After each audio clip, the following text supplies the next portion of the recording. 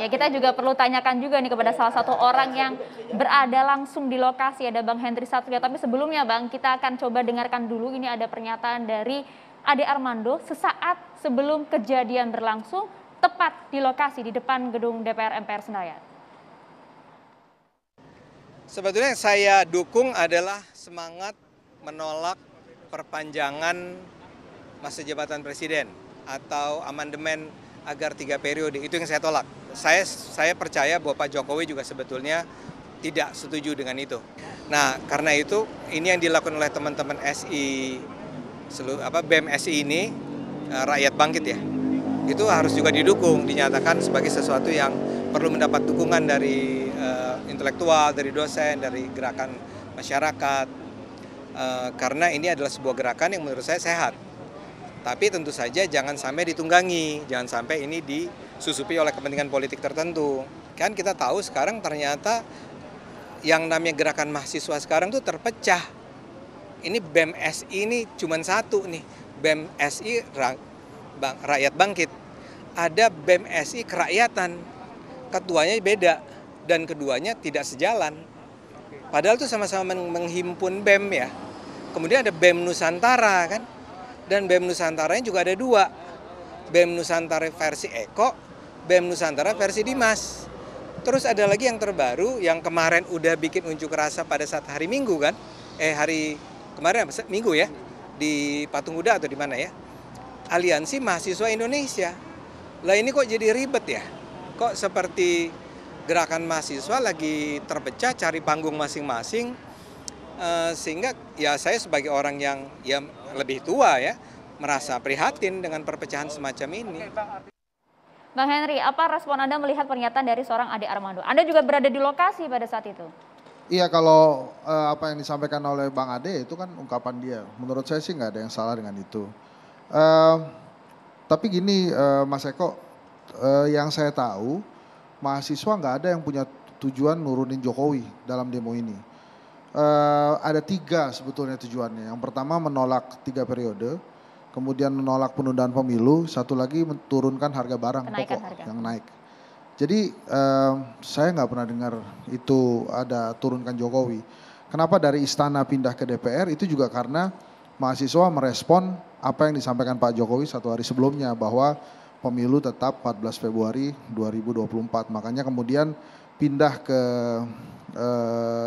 DPR, ini yang saya baca di media massa ya, karena alasannya supaya mengawal DPR nggak melakukan gerakan-gerakan atau kegiatan amandemen lah untuk meneruskan isu 3 periode dan penundaan pemilu.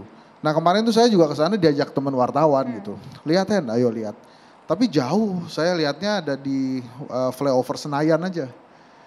Flyover Senayan kita cuma ngeliat ke bawah aja, foto-foto lihat oh keadaan aman aja sebetulnya. Terus kita turun ke bawah, ada beberapa teman-teman mahasiswa tuh, ada yang jalan mundur tuh. Dia bilang ini adalah sebagai simbol demokrasi yang mundur gitu. Mereka jalan mundur. Justru saya tahu ada pemukulan dari WA. Dari WA grup itu juga udah balik ke rumah gitu, udah sampai kantor lagi. Oh ternyata tadi ada pemukulan gitu. Berarti jadi memang, pas Bang Henry lihat yang datang tuh banyak, bukan cuma mahasiswa tapi ada kelompok orang lain, masyarakat gabung semua jadi satu. Itu sih nggak bisa dipungkiri ya, saya nggak bisa ngeliat yang jauh, tapi yang saya lihat di depan saya itu yang Holy Wings ya, depan Holy Wings itu pas belokan, yaitu banyak mahasiswa memang di situ. Tapi memang saya nggak ke depan DPR sih, cuma lihat dari flyover aja, terus nungguin teman wartawan ini laporan, live report, habis selesai karena mendung kan, terus kita pulang. Gitu. Tertib dong. Tertib sih, bahkan pas saya pulang tuh anak-anak mahasiswanya juga banyak yang pulang bareng juga kok. Ya. Banyak yang pulang bareng, makanya saya kaget tuh ada insiden itu tuh saya kaget. Saya lebih kaget lagi begitu ada pembakaran itu juga kan kita lihatnya kan di media massa kan. Jadi semuanya itu kita dapatnya justru saya bingung tadi perasaan mahasiswa-mahasiswa itu baris-baris biasa, terus ya yel-yel biasalah mereka kan yel-yel, habis itu yang pulang gitu, terus kita juga pada pulang. Dan masyarakat yang menyaksikan juga bukan cuma saya, banyak tuh. Memang spot flyover Senayan tuh paling enak tuh ngelihat ke bawah tuh. Bahkan beberapa warga ada yang selfie karena jalan tol kosong kan, jadi dari atas Jadi berbagai unsur ada di sana. ada di sana ya, mereka nonton kemudian menyaksikan dan lain-lain. Jadi, nah dua hal nih menurut saya yang berbeda antara insiden pemukulannya Bang Ade dengan tuntutan aspirasi mahasiswa. Kalau saya sih prefer yang disampaikan atau terjadinya pemukulan kekerasan itu kita sama-sama nggak setuju. Saya juga nggak setuju. Itu biadab, saya setuju. Dan nggak boleh lagi terjadi. Dan saya akan mempersilahkan dan saya dukung tuh kepolisian untuk mengusut sampai tuntas. Nah tapi ada yang lagi yang lebih penting, ini adalah aspirasi mahasiswa itu yang kemarin, yang 3 hal itu, yang 3 periode presiden sudah respon, penundaan pemilu juga presiden sudah respon. Yang satu lagi yang masih ditunggu kan dalam proses pastinya, harga-harga barang yang naik itu, gitu kira-kira Maria. Oke, Bang Henry, Anda kan cukup mengenal betul ya sosok Ade Armando ini seperti apa begitu ya. Dengan kehadirannya ke lokasi aksi massa yang begitu besar, kita tahu juga bagaimanakah standing point dari seorang Ade Armando. Menurut Anda ada yang janggal tidak sih? Enggak juga, Bang Ade ini emang unik gitu. Jadi waktu kita beberapa kali ngobrol misalnya ketemu di TV ataupun di diskusi off air, memang dia punya pemikiran yang khasnya Ade Armando gitu. Ya. Saya juga punya pemikiran saya sendiri, tapi saya malas aja men-challenge Ade Armando gitu. Jadi kalau kemudian dia berada di lokasi, mungkin dia punya alasan tersendiri yang tadi saya bilang gitu. Kadang-kadang orang ini unik juga ya pemikirannya. Jadi kalau kemudian dia ada di lokasi, malah saya yakin mungkin harusnya dia sudah mempertimbangkan semuanya ya. Dan awal-awal kan aman tuh kan. Dia sempat senyum, santai juga gitu. Baru kemudian ada chaos sekitaran itu aja gitu. Tapi dari sisi komunikasi politik, Anda melihat sosok Ade Armando kok bisa jadi incaran, jadi bulan-bulanan masa di lapangan? Itu mungkin karena menurut saya Ade Armando juga korban di sini. Mungkin ada rasa ketidakadilan di masyarakat yang dari kemarin tuh mereka mungkin ingin protes gitu. Nah, Bang Ade kan kadang-kadang memang menyuarakan hal yang mungkin saja, mungkin ya berbeda dengan apa yang ada di benak orang-orang itu gitu. Yang saya sesalkan kenapa juga sampai begitu gitu. Kan teorinya nih saya udah berkali-kali bilang, Prof juga pasti paham bahwa dalam sebuah negara demokrasi itu bisa dilakukan bila ada 3 hal yang dilaksanakan pemerintah. Yang pertama ekonomi yang merata, kedua hukum yang tidak tebang pilih, yang ketiga adalah kedewasaan berpolitik gitu. Nah nomor 2 dan nomor 3 ini yang kemarin tidak kita lihat pada saat demo wabil khusus terjadinya pemukulan Ade Armando yang mukul nggak dewasa secara politik gitu ya. Nah kemudian juga saya memperkirakan ya itu tadi Ade Armando ini jangan-jangan juga korban ketidakadilan persepsi dari masyarakat atas hukum yang tidak tebang pilih. Oke, gitu. Artinya kejadian ini terjadi bukan karena kemudian ucapan perilaku Ade pada saat di lokasi, tapi mungkin juga tabungan begitu ya dari apa yang disuarakan oleh Ade beberapa waktu lalu di media sosial misalnya. Itu mungkin biar polisi yang menyimpulkan ya. Yang jelas sih saya menilainya memang ada yang disimpan. Nah ini kan kita juga nggak tahu nih yang mukul nih sebetulnya siapa sih? Kita tuh cuma tahu itu bukan mahasiswa ya, Mas Eko ya, itu juga dari polisi. Cuma kan sampai hari ini polisi belum mengungkapkan apa sih motifnya sebetulnya itu orang mukul gitu. Makanya kalau polisi aja belum bisa mengungkapkan, ya aneh gitu kalau kita bisa mengungkapkan di sini gitu.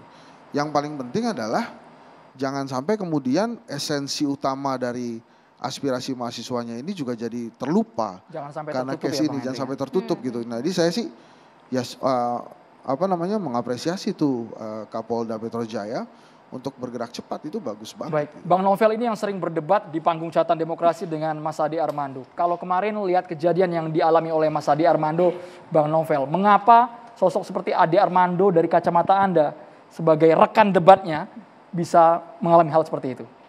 Baik, Assalamualaikum warahmatullahi wabarakatuh. Waalaikumsalam warahmatullahi wabarakatuh. Selama pantauan saya selaku juga ketua media center, saya sudah melihat track recordnya Ade Armando ini adalah seorang provokator ulung. Yang banyak apa yang disampaikan ini membuat gaduh. Dan isu itu yang bersinggungan dengan agama dan ini sangat sensitif. Kalau sudah bersinggungan dengan agama, hati-hati, sangat berbahaya. Bisa terjadi tragedi Ambon, Poso dan lain sebagainya. Hati-hati. Ini kita sangat, rakyat Indonesia ini sangat menjunjung tinggi ketuhanan Yang Maha Esa. Dan itu mereka junjung tinggi. Dan ini sangat sakral, nggak boleh. Ini negara yang berketuhanan Yang Maha Esa. Ini negara agama. Nah, saya bingung kok ada orang tersangka bisa berkeliaran gitu loh. Nah, saya meminta, tadi juga luar biasa apa yang disampaikan. Ini ada ketidakadilan, tebang pilih. Kece bisa dijerat 10 tahun. Padahal Ade Armando kontennya kece baru sekali. Ade Armando berkali-kali agama dihina. Dan saya menjadi saksi ketika pra peradilan untuk mengugat Ade Armando sebagai tersangka itu pernah di SP3. Oleh state lawyer, kemudian digugat pra peradilan, saya sebagai saksi dan berhasil. Kemudian Ade Armando sampai saat ini menjadi tersangka. Dan juga masih banyak kasus-kasus yang diduga menghina agama, menghina ulama. Ini dia buat konten-konten yang untuk memprovokasi. Dan ini sangat berbahaya kalau sudah isu-isu agama. Tapi apa hubungannya dengan mahasiswa? Jadi begini, kita melihat ini, mahasiswa juga kemarin sebelum-sebelumnya kita melihat juga ada kepedulian terhadap apa yang kita rasakan. Kan ini kita korban. Korban, kalau Anda bilang itu yang membuat seperti itu bukan manusia, iblis dan sebagainya. Bagaimana kami yang jadi korban, laskar dibunuh, dibantai. Itu perbuatan apaan? Begitu juga ketika kita bikin aksi demo damai, berjilid-jilid, itu sukses. 7 juta orang, 13 juta. Panggung kami diteror, dibom. Begitu juga ketika kita lagi tablik akbar, rentetan teror, dibom. Kita selalu menjadi korban. Di sini dan ketika itu masyarakat juga punya penilaian. Dibom. Silakan gimana? Anda buka di bom Molotov. Ada 2 mobil yang hancur di Cawang. Di dekat BNPT itu ada. Makanya Anda kan main media, Anda lihat sendiri. Anda jangan gagap sama media, informasi harus jelas. Ini nggak ada hubungannya soal KM50, itu sudah selesai pengadilannya. Ya makanya sudah saya mau dibuktikan tanya, bahwa laskar Anda itu bawa peluru, bawa senjata. Korban Laskar kita korban Anda sebagai FPI yang ketika itu dibantai, bukan. itu siapa yang melakukan? Laskar Anda bawa senjata nembakin polisi. Siapa? Anda lihat di lapangan. Sudah dibuktikan di pengadilan. Anda lihat ada CCTV-nya. Sudah dibuktikan di pengadilan. Komnas HAM sudah membuktikan. Percaya dengan pengadilan? Percaya, apalagi yang mau Anda percayai kalau bukan pengadilan? Jadi Bang begini Novel, dulu. kita kembali Gitu ke loh. fokus Iya. ke Enggak, tema kita pada malam hari ini ya Bang ya. Kalau Anda nggak ngeliat sendiri, Anda nggak ngeliat sendiri, jangan kesana. komentar. Bukan, ini adalah Ini sudah dibahas. kasus Ini sudah KM50 sudah selesai karena Persepsi pengadilan daripada masyarakat sudah yang Anda nggak putuskan percaya. itu. Bang Novel, Kita sebentar, Bang Mas Eko. Eko. Bang Novel, Eko. jadi menurut Anda kelompok yang menyerang Ade ini secara spontan atau mereka sudah merencanakan? Kalau untuk itu saya nggak tahu. Karena saya nggak ada di lapangan, juga nggak tahu mau seperti apa. Karena yang pasti kami aksi 212 itu selalu damai. Berjilid-jilid, berjuta-juta fenomena sepanjang masa. Manusia diciptakan dan dunia diciptakan hanya di Indonesia yang bisa mengumpulkan 13 juta orang dengan damai. Kami taat prosedur, justru kami menegakkan keadilan. Kami meminta keadilan justru kalau memang mau negara ini aman, tangkap semua yang terduga terlapor penista agama. Jadi aman. Nah kalau nggak ditangkap kejadian seperti ini terjadi provokasi terus. Kenapa? Kalau sudah ditangkap itu ada faktor hukum. Untuk apa ditangkap? Untuk tidak mengulangi lagi. Nah Ade Armando nggak ditangkap sudah jadi tersangka. Mengulangi lagi dan ini menjadi provokasi. Anda pengen ngomong nanti kalau Rizik Sihab selesai dia harus ditangkap lagi. Karena dia kan juga kena kasus penistaan agama. Anda pengen ngomong gitu kan? Yang mana? Loh, ya makanya minta ada dibuktikan kasus saja di penistaan pengadilan. agama juga yang diadukan ke Rizik Ya Sihab. maka semuanya harus lihat, Anda kita pengen lihat ngomong juga. itu bahwa Anda menuntut polisi kalau nanti Rizik Sihab selesai ditangkap lagi karena dia Makanya menistakan agama. diselidiki semuanya. Ini kan ada Gitu. faktor-faktor yang kita untuk menegakkan yaitu keadilan, kemanusiaan yang adil dan beradab. Itu kita harus junjung tinggi dan kita minta jangan ada diskriminasi lagi. Karena kenapa? Ade Armando sudah jelas jadi tersangka. Kalau tersangka bisa, Habib Rizik apa? Tersangka apa? Udah selesai kasusnya. Masih ada masih tersangka. Mana? Di Oke. mana? cari ke kepolisian masih Ya cari tersangka. Anda, Ade Armando termasuk udah berapa kali Ya tersangka Anda ingin itu. mengatakan bahwa nanti kalau Rizik Lihat. selesai di penjara ditangkap lagi Bang karena Novel, itu penistaan agama. narasinya Bang provokasi Novel, semua. Mas Eko, Prof. kita Henry berikan harus waktu komentar. juga Bang untuk Novel, Mas Henry. Bang Novel ditahan dulu Kita karena Prof. berikan Henry juga waktu. harus komentar. Prof. Henry, cuitan-cuitan dari Ade Armando, Bang Novel mohon maaf, cuitan dari Ade Armando yang sudah menyebar, kemudian penampilannya juga di kanal YouTube, apakah memang bisa memantik dampak yang begitu besar sampai berujung penganiayaan? Sesaat lagi Prof. Jangan Henry, dijawab dulu. hanya di catatan Kita akan demokrasi jeda terlebih pemirsa. dahulu.